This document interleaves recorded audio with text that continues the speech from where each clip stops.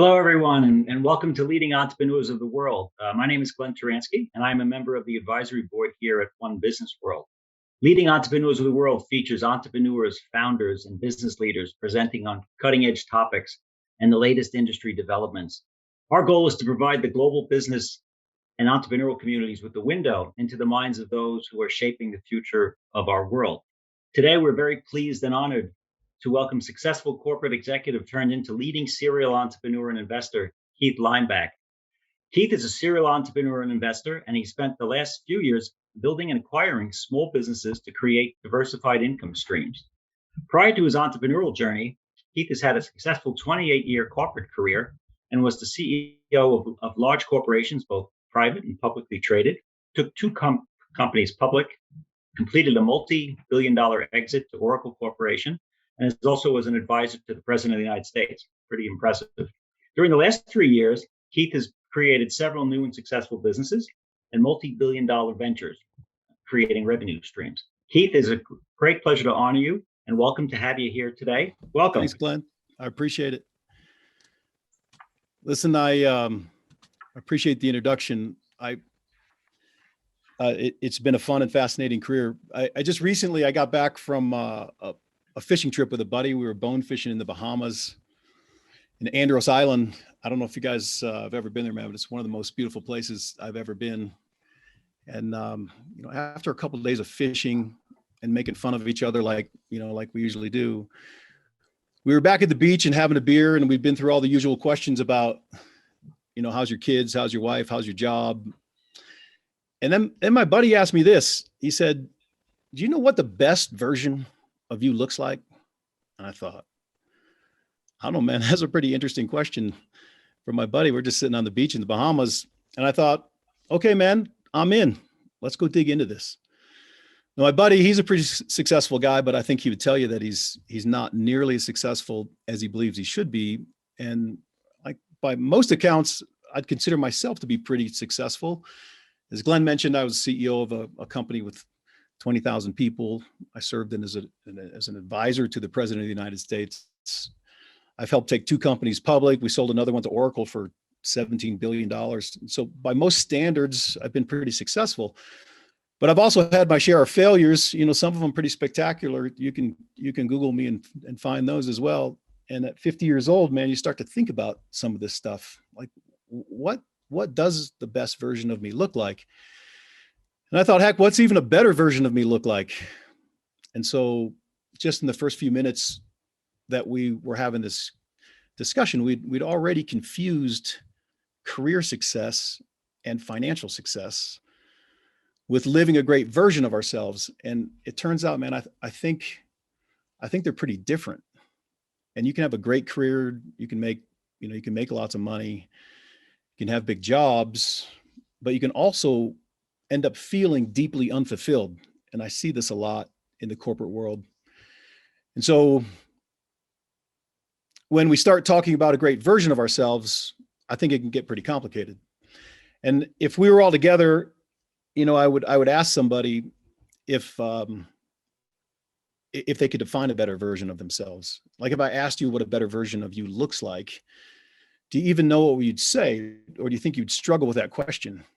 And here's something else we discovered during this discussion. Like I believe like there are a bunch of versions of a really fantastic version of me and you, maybe even a bunch of versions of the best version of you and me.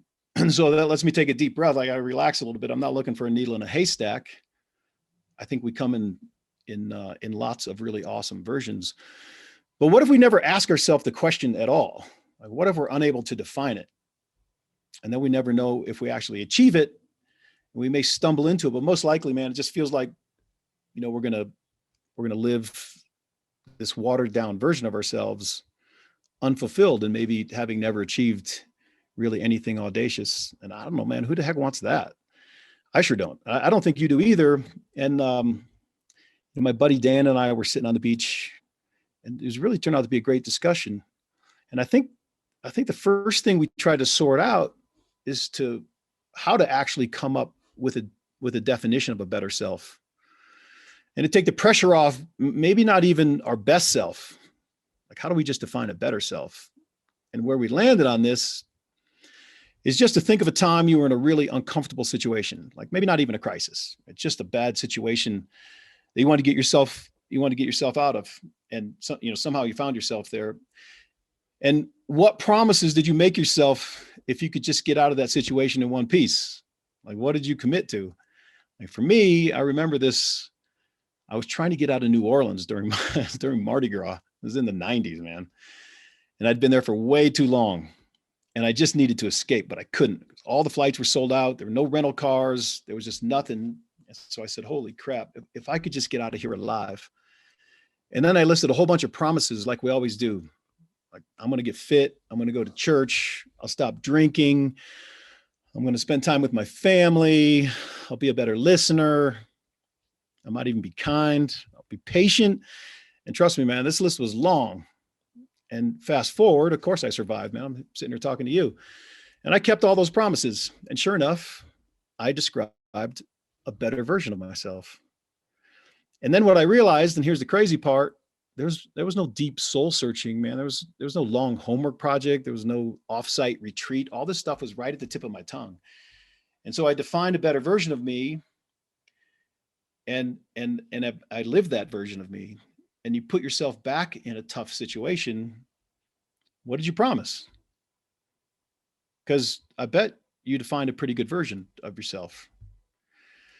And so something else we discovered during the discussion, like I mentioned before, I think there's a whole bunch of versions of a really fantastic version. And so we can just kind of relax, man, take a deep breath. We're not trying to find a needle in a haystack. We come in all kinds of great versions. And sometimes, unfortunately, in this life we live, it takes a crisis to push us to discover one of these awesome versions. And otherwise we're just kind of bumbling along. And I hope we don't wait for a crisis, man. Please don't wait for a crisis. But sometimes we find ourselves in this true crisis, and it seems like they're almost inevitable, right? So if we're going to be in these crises during these times, opportunities emerge that we may have never discovered otherwise. And so let's talk about both parts of that for a second, like using a crisis to find a great version of us, but also using a crisis to find an opportunity that may have never been discovered without that crisis. So listen, man, I don't want any of us to wait for a crisis, but since they do seem to be inevitable, let's be fair and talk about how to use them to our advantage, right? So here's the example that my buddy and I were talking about on the beach. Who's been up shit creek? Been up shit creek without a paddle? Listen, if you're a survivor, and I think we all are, this is a really interesting trip to have taken because I think the further up the creek we go, the more that we discover, and the more we discover about ourselves. Here's a quick example, man. I know this guy. He ran a big financial services company. It's privately held. He built it from the ground up. His family owned and operated. Really seemed like the American dream. But at one point, there was something wrong with the books, and this led to some issues, some problems that required some explaining. And by explaining, I mean bad enough that he needed to explain them to the feds. So imagine in your world where you live in this really comfortable life, running a great business, and then you find the FBI in your office one morning, and it becomes more and more apparent that stuff's not going well, and then it just straight up doesn't. And so this guy was given a deal by the FBI to plead guilty to some white collar crimes to protect his family, and he ended up doing that. So he went to prison. Man, I'm not talking about the county jail for the weekend. I'm talking about federal penitentiary. And this was for multiple years. And that, my friends, that feels like, that's a long way up the creek. There's no paddle at all. And what he's told me is that when you're in the penitentiary and you get to find a way to contribute somehow, like you might have some leadership responsibilities, you might be an enforcer, you might have other jobs, but somehow or other, man, you get to contribute. And our guy, he learned this. In fact, he was getting some private coaching session with one of the leaders. The leader's name was Leroy, where he'd explained how this works. And during the course of that discussion, he also learned that inmates are not allowed to have items with their names on it. And he also learned that Leroy wanted a Bible. So he put two together, and our guy reached out to his family, and they provided Leroy with a Bible that had his name inscribed inside the cover. So our guy had found a way to contribute. And in the prison, he became known as the Bible Man. And since being released from prison, he created a foundation, and his foundation has become very active and successful. And they supply Bibles to inmates.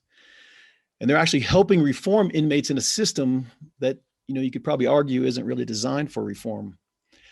And during his long time, he actually found purpose. And through that purpose, he found meaning, and he now lives a very fulfilling life. And he actually said the experience was one he would never replace. And it helped him find a way to live his best life ever. And man, I'm just thinking that is kind of rough. Like, to go to prison, figure out how to find a life with meaning. But the moral of the story is he ended up in a crisis, and he used that crisis to find an opportunity. And that really became fulfilling and ultimately helped him to live his best life ever. Like, come on, man, we don't live perfect lives. So we're going to find ourselves in a crisis. And so when we're there, let's use them to either find opportunities or use them to just help us define what a super great version of us looks like. And during that time, let's write those things down and find a path to achieve once you get through the crisis, or maybe even to help you get through that crisis. So listen, man, I've given this talk hundreds of times, and it feels to me like there's a revolution going on, and it's not because of me. I hear people talking about this all the time, man. My Peloton instructor, I think that guy's name is Matt Wilpers. Like, he's talking about being a little better each week. And my buddy bought me a book, I don't know, probably 10 years ago. It's called Younger Next Year. It's all about our constant journey of improvement. So this revolution, man, it's been going on for a long time. It's all around us. And if you're already part of it, man, good for you. But if you're not, I think it's time for you to join us. Because here's what can happen otherwise, man. You end up in this long journey, and you find this watered down version of yourself living in quiet unhappiness. And I've got this buddy from the corporate world, his name's Sergio. And I was talking to Sergio one time, and he told me this story that his long career with the same company, man, for 25 years. It's pretty unheard of anymore. Like, the same company for 25 years. Anyway, I was really impressed that he'd been so loyal. Sergio's response was perfect, man. He said, because I was asking him, like, what was it like, the same place for 25 years? And he said, 25 years had gone by so fast. It seemed like 5 minutes. All of it underwater. And man, while I think that's kind of funny, I sure hope we don't describe the last 25 years of our lives that way. Like, imagine now that we've spent the time and the effort, let's say we go through this process and we actually define a better version of ourselves, and we're living this life of meaning. And then we run out of money. How great are you going to be if you're totally broke? I know that seems like, maybe a kind of Zen question or something. And I don't know, Meg, maybe it could be total happiness. But I'm not talking about getting rid of the extra motorcycles in your 6-car garage, man. I'm talking about losing your income and then really being broke, like selling your house to pay off your debt. That to me sounds tremendously awful. Imagine telling your family, hey, we're moving out of our super badass house that you've been living in. I'm moving us into an apartment because I blew it and I ran out of money. And no matter how much money we make, it seems like our spending kind of goes along with it. I would imagine that seems familiar to some folks. I know it does to me, and it certainly does to my crazy buddy. It's a buddy in the Silicon Valley. He's a sales guy, high-tech biz. He leases 7 cars, right? 3 for him. He's got 4 for his wife and kids. And there's no Prius in the lineup, man. These are all Porsche, Mercedes, Cadillac, just to name a few. Those are his drugs of choice. And remember, they're not collector's cars. They're all leased. He spends 30 grand a year just in car insurance, man, and another 100 grand a year in lease payments. And like, I almost get an ulcer. It's like I get the chills right now just telling you this story, because he'll have a phenomenal year, man. It's no big deal. He makes all the payments, puts some money away, and the spending goes right along with it. But what happens when he doesn't have a great year, man? He's going to be broke. And it's the extreme case, but I think it illustrates, in an extreme way, the way that we live sometimes. It's a little bit reckless, and then our finances dry up. And then how great are we going to be, man? How great are we going to be when we're totally broke? So here's my message to you. Let's just have a plan, right? And that's the point of it all. Let's have a plan. And you can stay calm, man, because you have plenty of time to build the plan. We just have to build it, because consider this for a moment. And what happens when the moment your income stream, the income stream you have today from your cool job, when it goes away? Like, no matter how much you love your job or you hate your job, that job at some point, that job is going to end, right? And at some point, you're no longer going to have income from that job. And it might be because you survive the whole, corporate deal and end up with the cupcake ceremony and the Rolex, and survive a place and maybe even have a pension, but that's not very many people anymore. And more likely your job's going to go away, or the company's going to get acquired, or they're going to downsize one way or they're not going to need you. And so, man, let's just have a plan. And there's a bunch of ways to build this plan. And you can be in the stock market. I hope you are. You can invest in small businesses if that's where your passions lie. Maybe you can even own your own business if that's where your skills are. You could buy rental properties. And listen, I'm not here to tell you what's a good fit for you. I'm just here to share with you the importance of having that plan. And then this is what is really important beyond that, man. Take some baby steps to put the plan into place. And like I'm sharing with you, this isn't something you have to create overnight. I'm talking about, it might take you months, it might even take you years to develop a plan, and that is okay. You just need to create the plan and then take some baby steps to start to put it in place. Let me tell you a story, man. I had a pretty rude awakening personally. Like, I left the corporate world in 2017. And even though I left as a CEO of a decent sized company and I'd had some financial successes all the way, I knew that I needed other income streams, because I'm in my 50s and I hope to be around for another 30 years, and I can do the math. The math's pretty easy. Like, I want to go broke. So that realization, it created a little bit of a panic attack for me. And so I started putting some businesses together as kind of, first kind of as a side hustle to see what would make money. And as I learned about those businesses, I also discovered that there wasn't very much information available online, like real stuff, like good business models, like what's it going to cost to start the business? What kind of money will it actually make? What do the expense structures look like real stuff, not the crappy sales material, your stuff, or master's classes from people that are trying to make a bunch of money from you. And so I committed personally that whatever I learned during the process of discovering these businesses, I would share. And that became the starting point of my podcast. And I'm not really here to promote my podcast. Well, yeah, maybe I am. It's called the Diversified Income Experiment.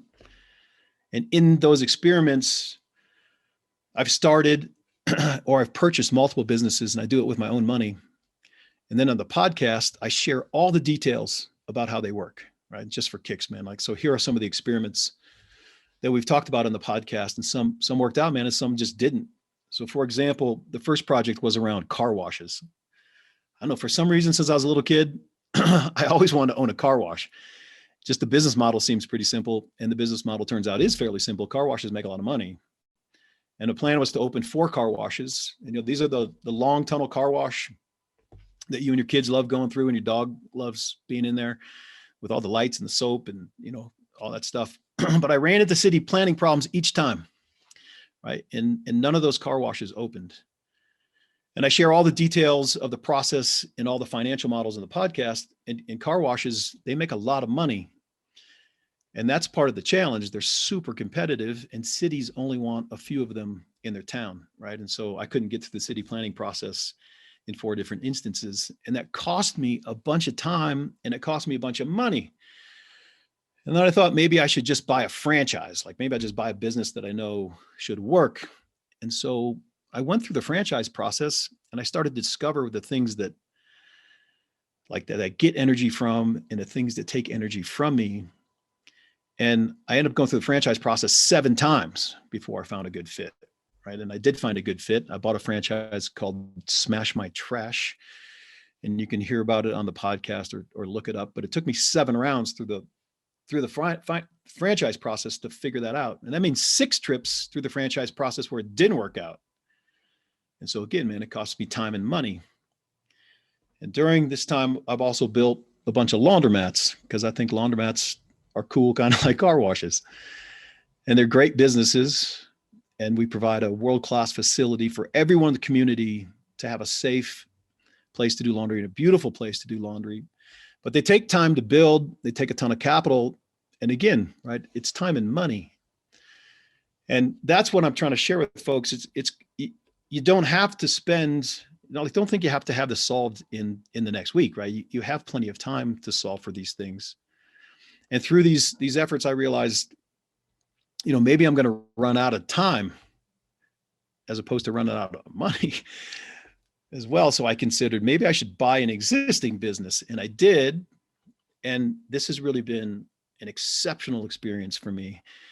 And a buying business can be fantastic because you step right into an income stream that then you can begin to grow because maybe you have those skills. And buying a business isn't for everybody, but for some people it is. And it's also not something that you have to do overnight, right? You can evaluate lots and lots of businesses. You can sign up for these business broker websites and their newsletters. They will send you their listings. And then you can begin to see what types of opportunities are available and begin to evaluate those on your own to understand what might be a good fit for you. And so 2 important things happened in this journey for me. And first, I did find a way to create income. And second, I found my purpose. And I found something that was meaningful for me, and I found it fulfilling to be able to share the results and to inspire others. And so listen, man, that's just my path. And yours is going to look totally different. But you need to have a plan. And then you need to make sure that you're making these baby steps to fulfill that plan. And this is planning and testing ideas, and it might take 3+ years, man, and that's okay. No, it's a journey, and start creating a plan. And if you don't, you don't know what you want to do, that's okay. And if you want to know the details of the businesses that I experimented with and a whole bunch more, like I interview all kinds of people that have created cool businesses as well, just listen to my podcast. It's called the Diversified Income Experiment. But here's why I tell you all this. I want us to be greeters at Walmart when we're 70 because we want to be greeters, not because we ran out of money. Like, can you imagine if you need to find a job when you're 70 years old? Who's going to hire you? Nobody. So make sure you got money when you're old. So, I was on the beach with my buddy in the Bahamas. And this question that he asked me, my buddy Dan, it's been an incredible experience for me over the last many months. And it was really my buddy Dan who actually added emphasis to the importance of this self-reflection. You see, what he didn't tell me on the beach was that he was dying. And he ended up living for a short time after our fishing trip to the Bahamas. Worst damn fisherman you're ever going to meet. But before the trip, I thought the gift was this idea to go spend time together. And we did. We had a great time together. But since the trip, I realized that the gift was about forcing this self-reflection and, letting me learn from his crisis. And I know now that it wasn't an accident that he asked me that question on the beach. What's a great version of you look like? And what's holding you back from achieving it? And my buddy, he didn't get to solve this riddle for himself. And I know that he would tell you that he had plenty of time to figure it out. He just hadn't taken the time to do it for himself because he let so many other things get in the way.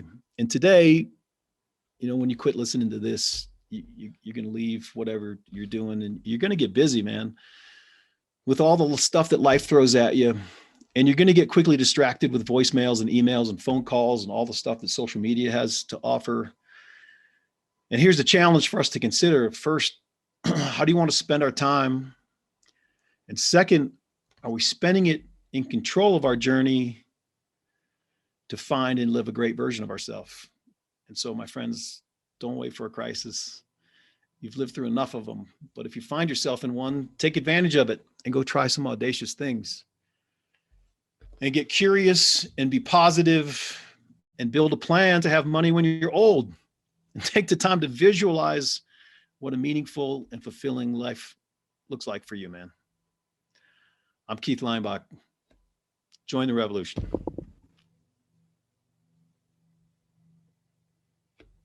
All right, Keith. Thank you. Wow. I did a little bit of research on you beforehand, so it sounds like you have a lot of significant fishing trips. You had a story, I think, on another person's podcast about you went, I think, spearfishing with your son. Yeah. In one of those moments. So it sounds like when you're out there doing your fishing thing, that these are some pretty fulfilling moments. Yeah, they can be. It's always good to get away. We live, life is so complicated, and it gets even more complicated with social media. And sometimes it's nice to park all that stuff to the side and just go spend time with family and friends. And I do spend a fair amount of time fishing. That's kind of my getaway. That's all right. These were some pretty significant stories. A friend of mine, very successful business executive, also serial entrepreneur as well. The way he often describes it is he's repurposing his life. You kind of take a look back and you say, okay, what makes me happy, right? And as you said, we've all had corporate careers. We've all been on that kind of moving sidewalk, if you will, if you were like at O'Hare Airport, right, going between the terminals, and the thing never ends, right? It kind of keeps going and going. Yeah. Every so often, it's nice to hop off, right, and say, you know what, let me.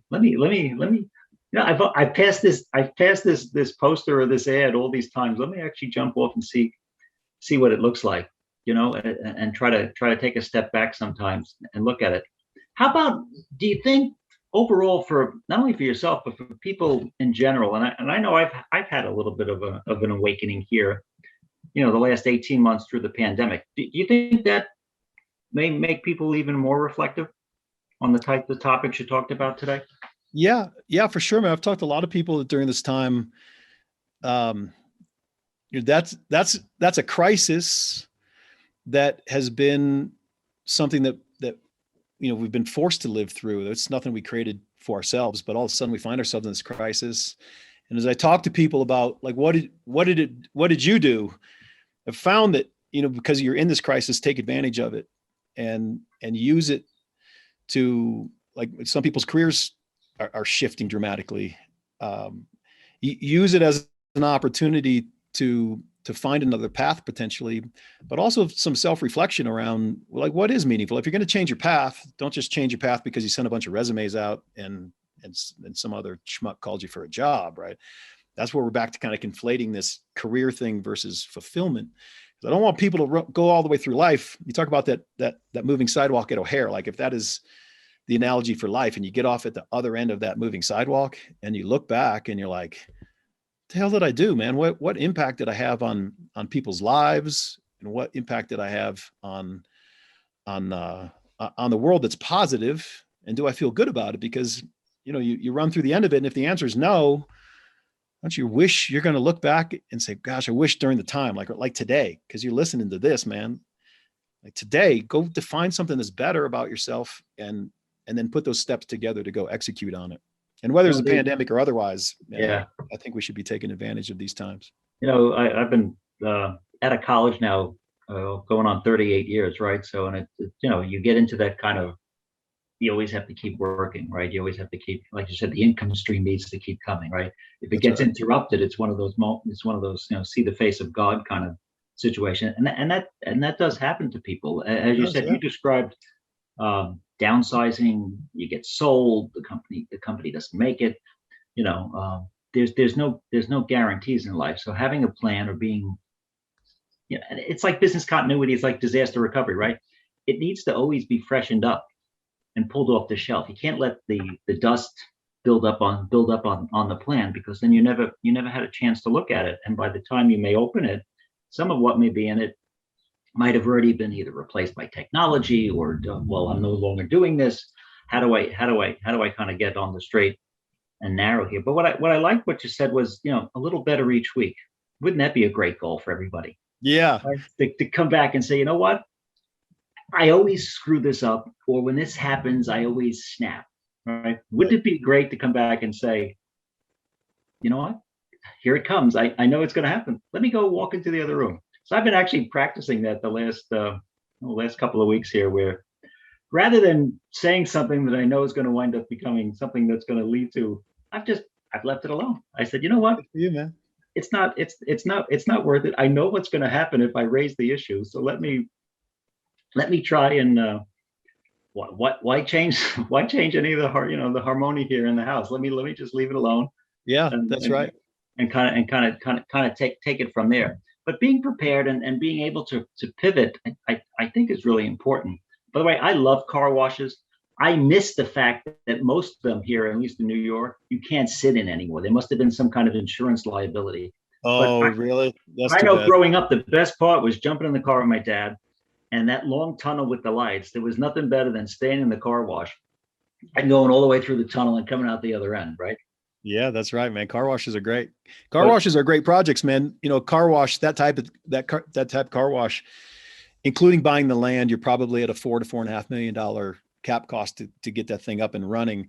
But car washes will make, a fairly modestly successful car wash ought to be doing a million one in EBITDA. So you got a pretty good payback on it. And then you own a big chunk of land with a building on it, and you're able to sell maybe just the land and the building and become a tenant. And all of a sudden you can raise a whole lot of capital back just by selling the property, but keeping the car wash. And you get that capital back to pay down the debt or to go open your second one. And we talk a lot about that on the podcast. And it's one of the reasons that these car washes are so popular. Not only they're cool, they make a lot of money, but you can then sell them at a pretty good cap rate and pay off the debt. you mentioned laundromats, and it's really interesting because when you look at neighborhoods or villages and things, laundromats play an important role. They are, in a sense, almost an anchor to like the community or the neighborhood, and the fact that you said a safe place to do it, well lit, comfortable. People often discount that when you think of some of the I think of some of the laundromats I've spent time in over my lifetime. But it does need to be a safe place for a community because not everybody's always going to have a machine in their house to do, right? Or there may be. I remember we had an issue here with the Superstorm Sandy a couple of years ago here in Long Island. All the power was out for 8 days, 9 days, 10 days, and we had the generator, but gas lines, all of that. I remember we had to try to wash something, so I went up to the laundromat. Hadn't been to the laundromat in years, right? And I ran into a guy I used to work with 20 years ago. He recognized me, I recognized him, and he was there. And I was asking, I said, oh yeah, we're and he lived a little bit north of me. And I said, and he had a lot of stuff he was washing. I said, so you're out of power. He goes, it's even worse. We had the generator hooked up. I went outside and the generator caught fire. And so he was actually washing everything that the smoke damaged, right? And coming through that. And it was one of those, and again, he was able to rebuild and everything else, but it was one of those kind of crisis moments that you described, right? Where you could, it's almost like the Wizard of Oz. You come to a crisis and like the scarecrow, right? Which ways want to go, left or right, right? Yeah. And it's your choice, right? I mean, you could wallow in it, right? You can come back and say, woe is me and it's unfair. Or you can get up and pick yourself up, brush yourself off and say, you know what? Time to move forward. Yeah. Glenn, you can actually do both. You can take a little bit of time and, yeah, you're 100% right. People tell you that too, that, yeah, don't, and that's even because it's grief, right? Just like if you lost a family member or a parent or like your friend Dan. I mean, there's that spot where you should allow yourself to grieve and feel that. yeah, that's right. But then, on the other side of it, you do have to pick yourself up and go move on. And unfortunately, just because life is life, the crises are inevitable, man. You're going to find yourself into those situations, and it's a good time for a little self-reflection, but make that self-reflection a chance to make a better version of you that's sustainable. And when I first started, started thinking about this question, like what's a better version of It just in a vacuum, it's a hard thing to think about. But if you take yourself back to the last time you found yourself in a crisis, or at least a really bad or difficult situation, we all make these promises. We're like, oh God, if you can just get me out of here, like I'm going to do the following things. And none of those things are hard for us to list off at the time. And those are all things that make a great version of us, man, that end up helping us build a fulfilling life. And then if you couple that up and you're able to live that with just some ways that you're making money so that when your job ends, you still have money and you don't feel like you're living this stable and rewarding life, that's a great version of you. And then all of a sudden you run out of money, right? Then you're back in a crisis situation that you could avoid if you start building that plan now. And that's why I share with folks like this isn't something you got to go figure out. You need to start figuring it out today, but you don't need to figure it all out today, right? And if a year from today you had a plan and you tinkered with some ideas and experimented with some stuff and did some research on things that you think are going to work for you, then you're just then at a point where you can start to take some baby steps in actually executing the plan.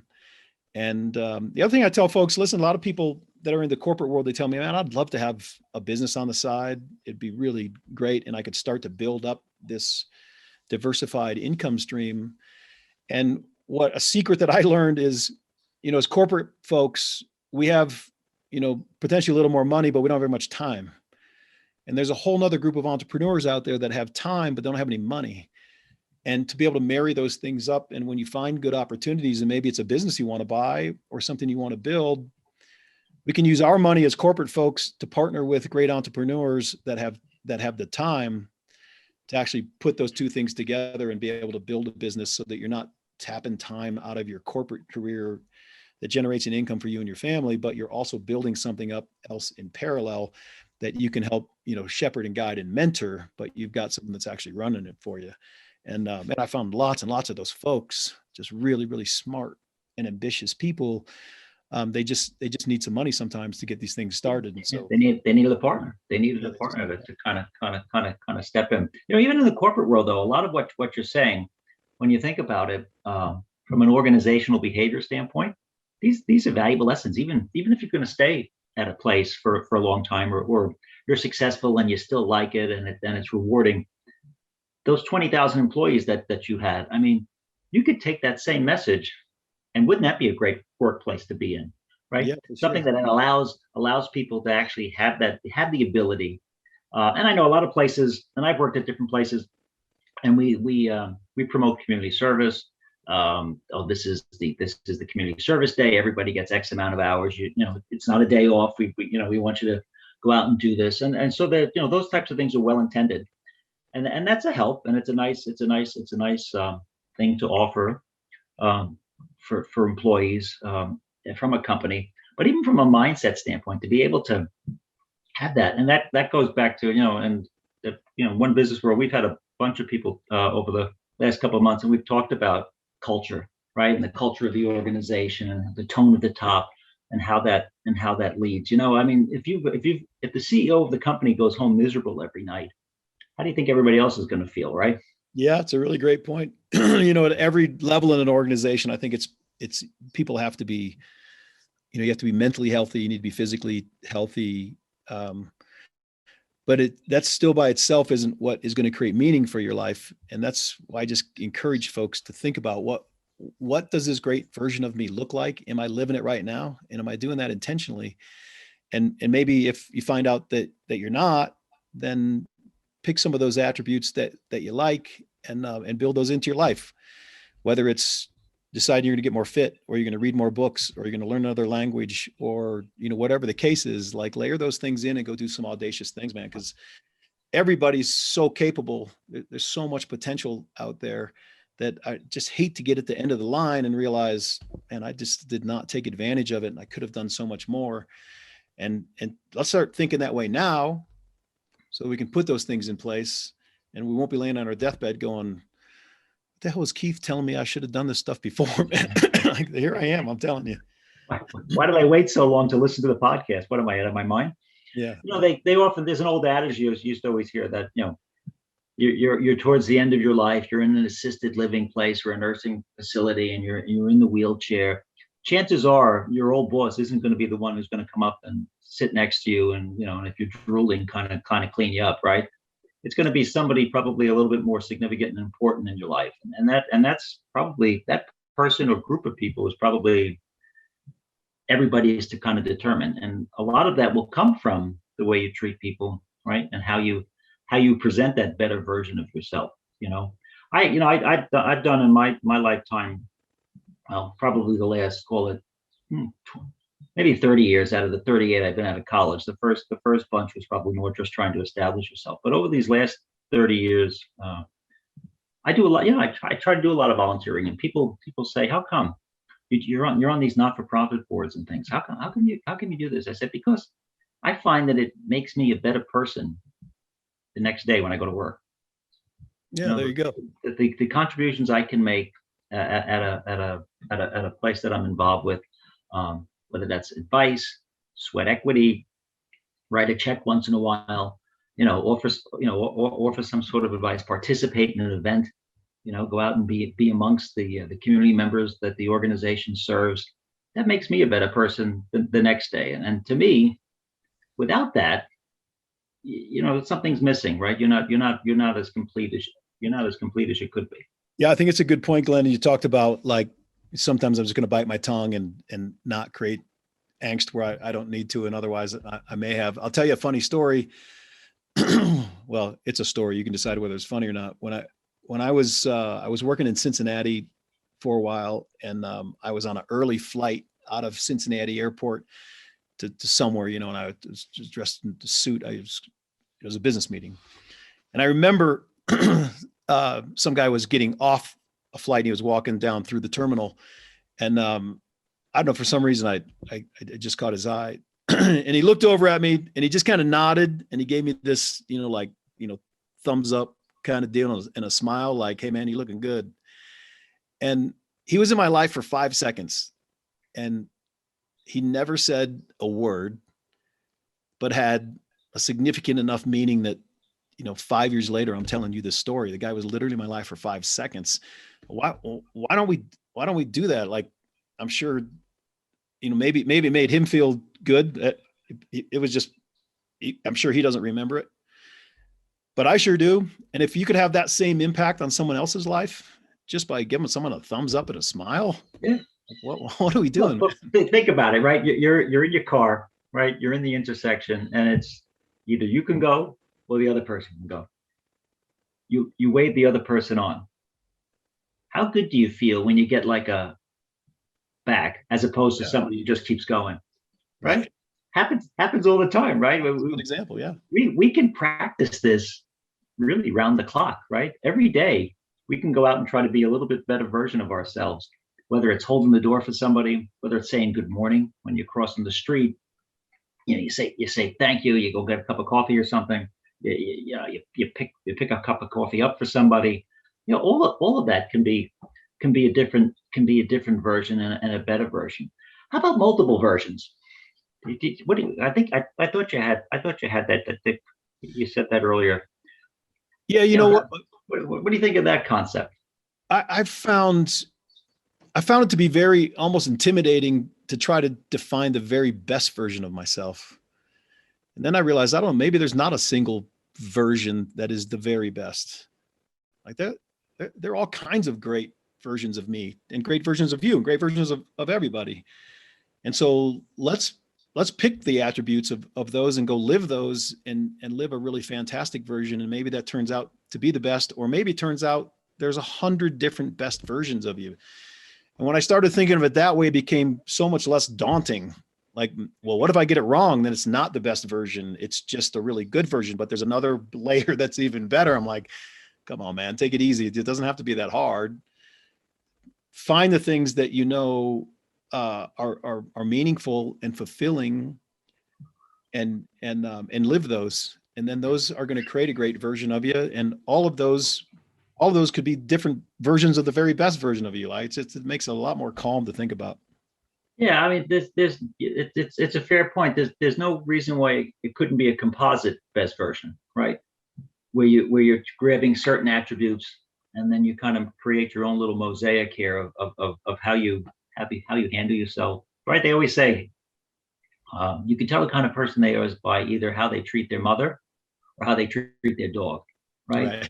Right. Uh, and so sometimes people, and I catch myself with my dog sometimes, and people come, oh, I saw you and your dog walking around town. And so I always tell them, I said, I hope I was well behaved, because I know I'm not 100% all the time. It's like, come on, come on, I got no time. We got to get out of here. Yeah. Right. We got to get home. And you try to put a better spin on it. Hey, the existing business that you said you went into, that third one, what kind of business was that? You didn't happen to mention the type of industry or line. Yeah. I don't talk about the name of the company, but I talk about the industry. It's an automotive parts. Okay. Yeah. And I bought this business from a woman that was moving. And listen, when you buy businesses, the first thing I always hear from people, and the same thing I thought, is if the business is so great, why are they selling it? I mean, it must be at the end of the road. But like you're going to buy it and be the greater fool theory. Like this, what are you doing? And that's not the case at all, man. Great businesses are sold all the time for lots of really genuine and legit reasons. This woman was moving out of the country to go back to her family in Europe, and so she needs to sell the business. I talk to people semi-frequently that they're older in their career. They've built a pretty great business. Their kids aren't interested, and they haven't trained anyone to take it on. And they're like, well, what am I going to do with it? And so they'll end up trying to sell it. And that's one dimension of it. The second thing I thought, well, if I do go to try to find businesses, like all my buddies that are private equity guys or venture folks, mostly private equity guys, they've got staff that's out there like calling all day long into companies to see if they're looking to sell. But what I learned is they're looking for companies that are this size, and most of us are probably buying companies that are this size. And that whole tier is just left untouched. It's being sold through business brokers and maybe a network of attorneys or state planners or whatever, man. But I'm not competing with private equity guys. And there's lots of opportunity out there, and you can step right into an income stream. And if your aspiration is to own and grow a business, as long as you buy the right one, and there's lots of stuff you can do for due diligence, man. But you can buy a business, and then let's say you're trying to live on $400,000 a year. I'm just making up a number. And you go buy a business that does $500,000 a year in net income. And that's probably trading at 3 times multiple. So it's going to cost you $1.5 million, right? So out of that 500,000, you got to pay some debt service. And now you got a business that pays $400,000, and you can find it. And the closing process is probably, in the business I bought, I found it in June and I closed on it in August, right? So that's 2 months. Quick turnaround. That happens really fast. And now fast forward 2 years later, I've had the good fortune of being able to grow this business. And if I were to sell it today, it's worth probably in the neighborhood of 20x what I bought it for, right? And that's multiple millions of dollars. And that's why I just think it's so fascinating, man. We live in this corporate world and we're like, man, I could be doing so much more. And you don't know what to do or how to pursue it. And you think maybe you need to start something and you want to brand your own idea, and maybe you can. But the other great thing is there are tons of really awesome businesses that make lots and lots of money that are for sale and at pretty low multiples that you can step into and be generating income and not go through the laundromats. They're fun, man. But a laundromat will take you 3 years to get it built and live, and another year to get it operating to the point where it's actually generating net income for you. And that's 3 or 4 years of writing checks, as opposed to 3 or 4 months of just getting through the due diligence to buy an existing business. And so anyway, I talk a lot about that on the podcast, and I'm a huge advocate for folks that have those skills to go buy a business and run a business. So when you jump into it, how hands-on are you? Well, in this particular business, I probably spend 10 to 15 hours a week. Okay. I could spend 60 hours if I wanted to or had time. But I also have my Smash My Trash business, which is, the franchise I talked about. I have the laundromats. I got a handful of other stuff going on. And so sometimes it's difficult to be able to have the time. And so what I've tried to really focus on is make sure I have a really awesome team. Right. That when I'm not available, I can provide some direction to the team, and the team likes that the hands-off approach from me, so that they feel like they've got, great ownership of how Sure. stuff. Yeah, they're contributing to the success. They're managing it. They're helping you. They're partnering with you. Yeah. Kind of that as it goes through. So what do you think the next experiment's going to be? Well, I just opened a trucking business, and there's a shortage of truckers. You can tell from the supply chain. There's a shortage of drivers, and so we've opened. I bought my first truck and a flatbed trailer, and we're getting started. But it's so difficult. I still don't have a driver. I've had the truck and the trailer, and I've had all the registration stuff complete for the last month. And I had a driver, and he had an issue with some family stuff, and needed to move on to something else. But there's such a driver shortage. It's taken me a year, and I noticed I just got a couple emails from my buddy who's a recruiter and a partner in this project. He's found a couple guys, so maybe one of these will work out. But I think there's a really big opportunity in trucking businesses. Trucking businesses can make a lot of money, great net income, and as long as you can find drivers, it's pretty immediately scalable. Like, you don't have to go build another retail storefront and have city planning approve the engineering and blah, blah, blah, and architects, whatever. You go buy a truck, a trailer, and a driver, and hook them up with your dispatcher, and you're add another car to another vehicle to the fleet. Oh. So good way to scale, easy. Relatively. There is a truck stop. I'm on the board of my college, so when I'm on 80 going west to Pennsylvania, exit 4 in New Jersey, there's the Truck Stops of America. Anybody who's never stopped at a truck stop, I would encourage them to, because it's an interesting look at Americana, and you see the whole dispatch, and you see the drivers. There's the professional drivers area in the restaurant, so the families aren't allowed to eat there. Their families eat on the other side. I'm also a classic movie fan. There's a tremendous trucking film from the 1940, I think. It's called They Drive by Night. It's a Humphrey Bogart, George Raft movie. So for your new business, it's worth a watch. That's about an hour and a half or so, but it's a phenomenal film. So again, the podcast is Diversified Income Experiments, and that's available on Spotify or Anchor, I guess, right? Typically on Apple, Spotify, Apple. Every place you listen to podcasts. Give it a listen, and leave me a 5-star review. I got a lot of people that reach out all the time, man, with questions about things. I'm more than happy to engage with listeners to help them evaluate opportunities, or just, get my thoughts on what an opportunity and the significance of those opportunities for them. What's the best way, Keith, for people to reach out to you? You can reach out to me through harry@dincpie.com.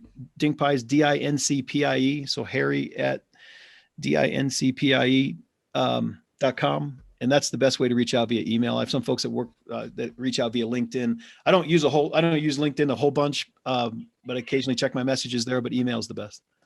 All right. Well, listen, thanks for joining us today, Keith. This was fascinating presentation. Congratulations on always working on the better version of yourself. It's a great lesson for all of us. Very inspirational message as well today. Thanks, Glenn. Appreciate your time. Wish you lots of success in the future, and thanks for joining us, Leading Entrepreneurs of the World. Take care of yourself. Okay, man. Great talking to you. Thanks, Glenn. Thanks.